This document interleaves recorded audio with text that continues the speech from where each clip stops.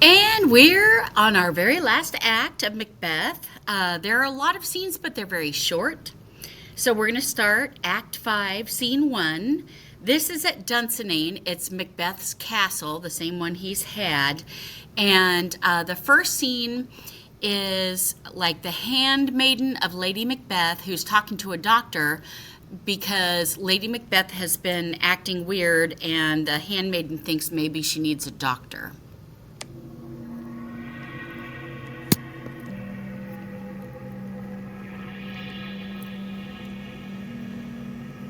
I have 2 nights watched with you, but can perceive no truth in your report. When was it she last walked? Doctor, since His Majesty Macbeth went into the field, I have seen her rise from her bed, throw her nightgown upon her, unlock her closet, take forth paper, fold it, write upon it, read it, afterwards seal it, and again return to bed. Yet all this while in a most fast sleep. A great perturbation in nature to receive at once the benefit of sleep and do the effects of watching. So in other words, she's been sleepwalking. In this slumbering agitation, besides her walking and other actual performances, what at any time have you heard her say? That, sir, which I will not report after her. You may to me, and 'tis most meet you should. Neither to you nor anyone, having no witness to confirm my speech.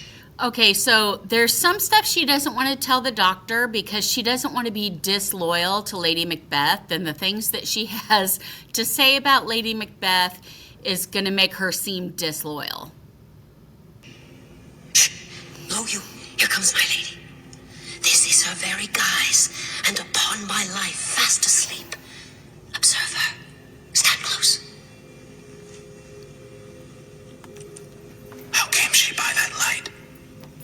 Why, it stood by her. She has light by her continually. 'Tis her command. You see her eyes are open. Aye, but their sense is shut. What is it she does now? Look how she rubs her hands. It is an accustomed action with her to seem thus washing her hands. I have known her continue in this a quarter of an hour. Yet here's the spot. Okay, so here comes her famous speech, Lady Macbeth's famous speech. And of course, hopefully you understand it now because she's wiping at blood on her hands. And of course, her hands don't physically actually right now have blood on it. But in her sleep, she's reliving what she's done. And metaphorically, she realizes she cannot clean her soul. She speaks. I will set down what comes from her to satisfy my remembrance the more strongly. Out! Damn spot! Out, I say! 1, 2. Why then 'tis time to do it. Hell is murky. Fie, my lord, fie.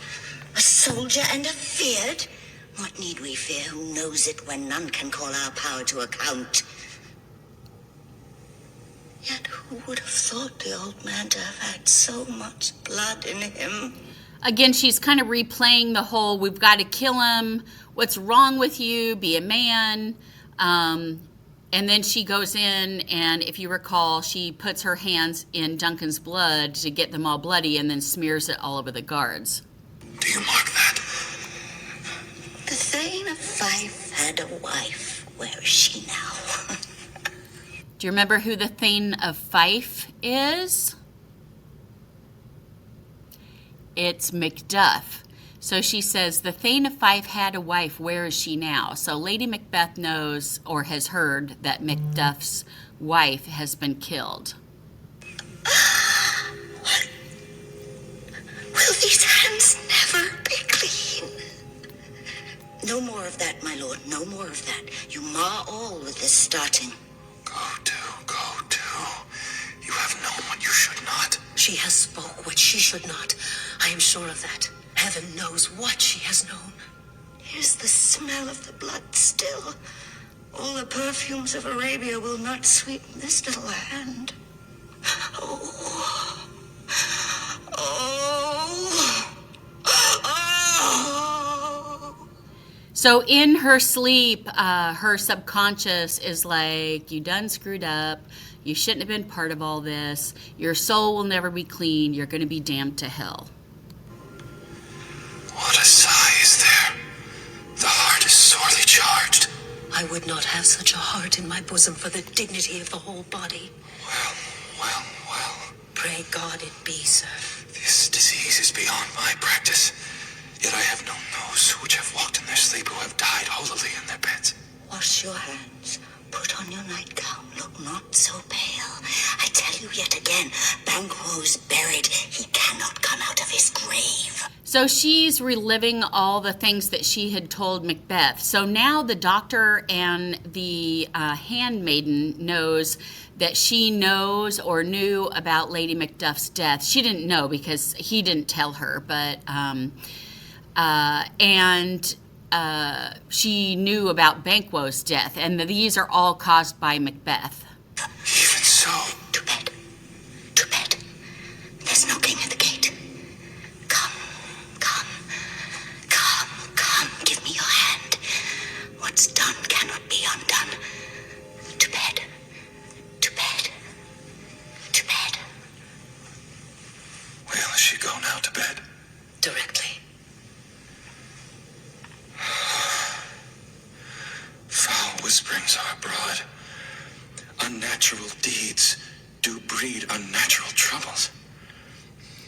Infected minds to their deaf pillows will discharge their secrets. More needs she the divine than the physician. God, forgive us all. Look after her. Remove from her the means of all annoyance. So take away from her anything that she could use to kill herself or anybody else with. And still keep eyes upon her. So good night. My mind she has bewildered and amazed my sight. I think, but dare not speak. Good night, good doctor. Good night. All right, so you can probably predict what might happen to Lady Macbeth in Act 5 a little bit later on by what the doctor had said to the handmaiden about, taking all the annoyances away from her. Now we're on to Scene 2, Act 5. This is outside where the armies are amassing outside of Dunsinane Castle, but probably not like right near the castle, but further out in the country. Oh, hold there! Hold up! Oh. The English power is near, led on by Malcolm, his Uncle Seward, and the good Macduff. Revenge is burning them. For their dear causes would to the bleeding and the grim alarm stir up even the dead. Near Burnham Wood, Menteith, shall we meet our English friends. That way are they coming.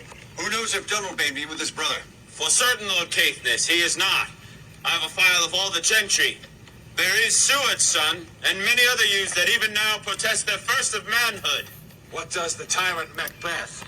Their first of manhood. So, they're just now starting to be able to grow a beard.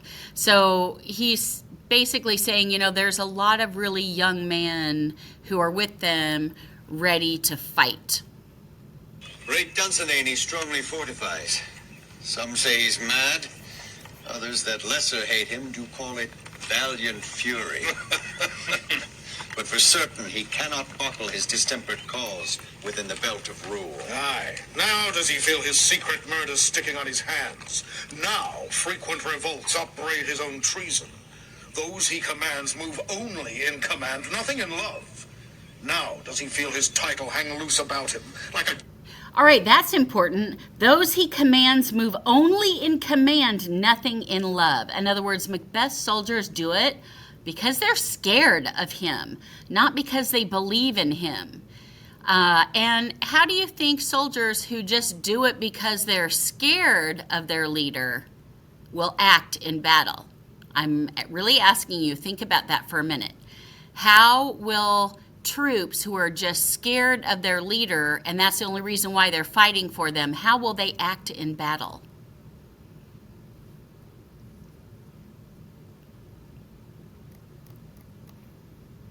giant's robe upon a dwarfish thief. Who then shall blame his troubled senses to recoil and start, when all that is within him does condemn itself for being there? Well, ride we on, to give obedience where 'tis truly owed.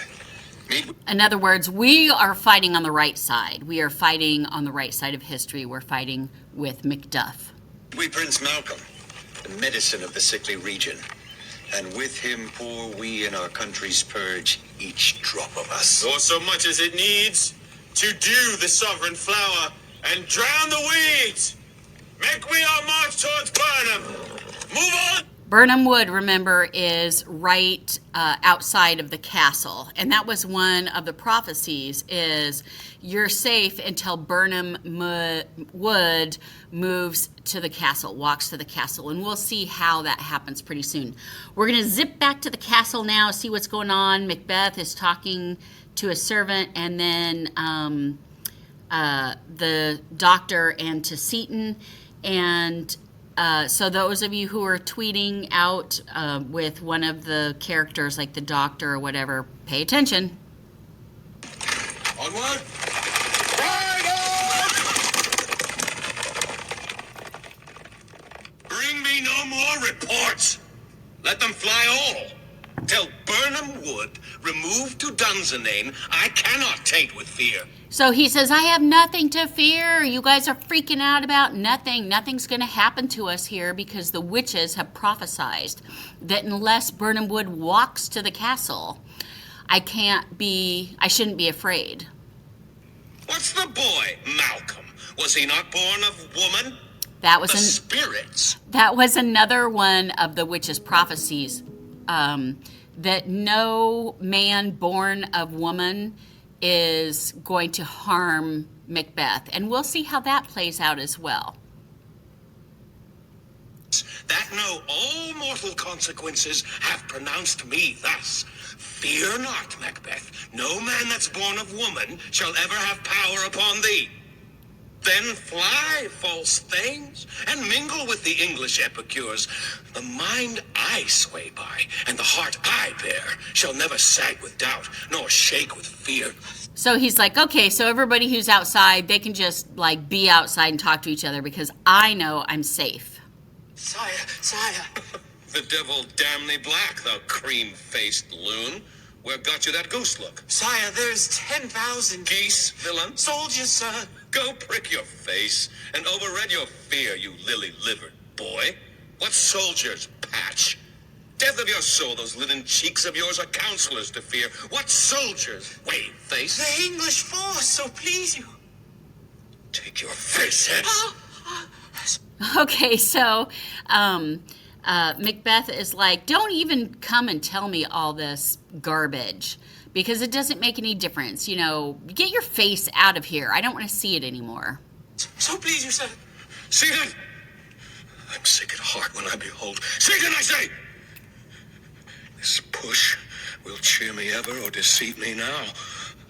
I have lived long enough. My way of life is fallen into the sear, the yellow leaf, and that which should accompany old age is honor, love, obedience, troops of friends.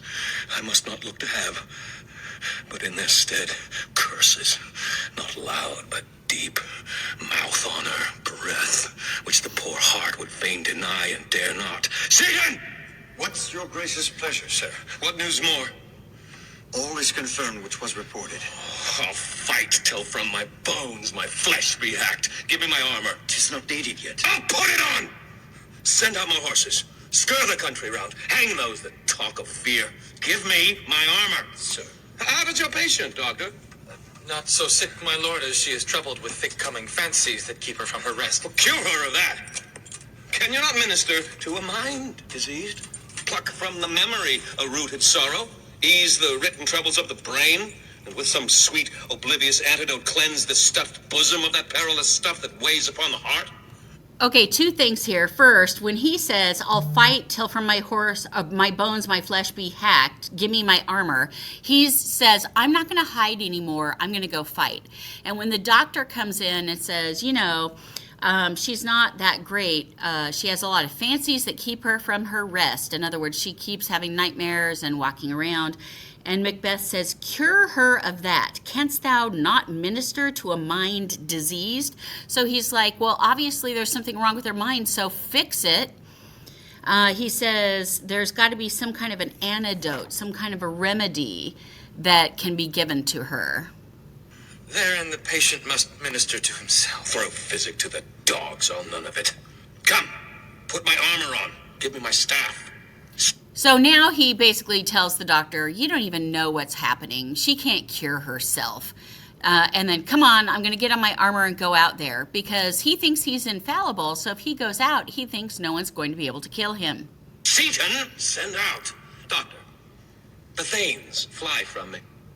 Come, sir, dispatch. If you could, doctor, test the water of my land.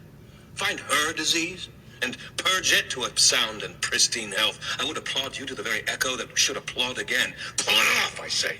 What rhubarb, senna, or what purgative drug would scour these English heads?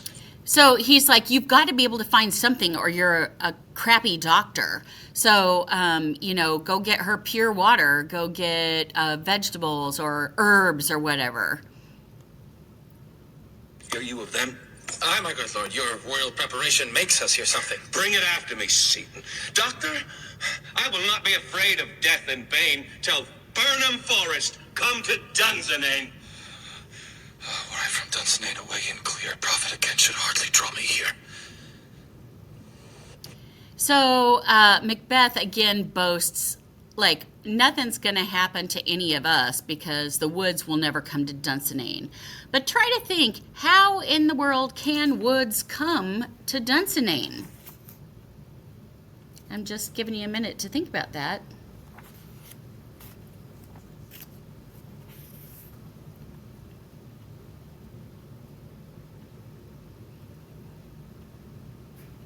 All right, we're going to go on to Act 5, Scene 4.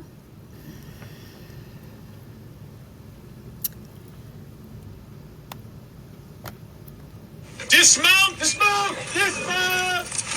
Cousins, I hope the days are near at hand that Chambers will be safe. We doubted nothing, Prince Malcolm. What wood is this before us? The wood of Burnham, my Lord Seward. Let every soldier cut him down a bough and bear it before him. Okay, do you get what he's saying? Cut down a bough, cut down a branch of a tree and bear it before them. In other words, they're going to hide behind large branches of the tree, and that's how they're going to sneak surprise Macbeth's castle. So what is that? The wood will become walking to Dunsinane Castle. So there is the prophecy. Macbeth can only see it one way because he's not using critical thinking. He's just thinking, how can a wood come to the castle? Well, here's exactly how it can. Thereby shall we shadow the numbers of our host and make discovery air and report of us. It shall be done, my lord. We learn no other, but the confident tyrant keeps still in Dunsinane Castle, and will endure our laying siege to it. 'Tis his main hope, for where there is advantage to be given, both great and small have given him the revolt, and none serve with him but constrained things, whose hearts are absent too. Let our just censures attend the true event, and put we on industrious soldiership. All right, so I hope those of you who are tweeting the English side of the army are doing your job. But I do want to point out on page 375 the lines 13 and 14. None serve with him but constrained things whose hearts are absent too. And that's another one of those examples that the men who are fighting are only doing it because they're scared of Macbeth. So what do you think is going to happen when they see the tide turning and the other side winning? Are they going to stay with Macbeth? Or are they going to turn tail and run?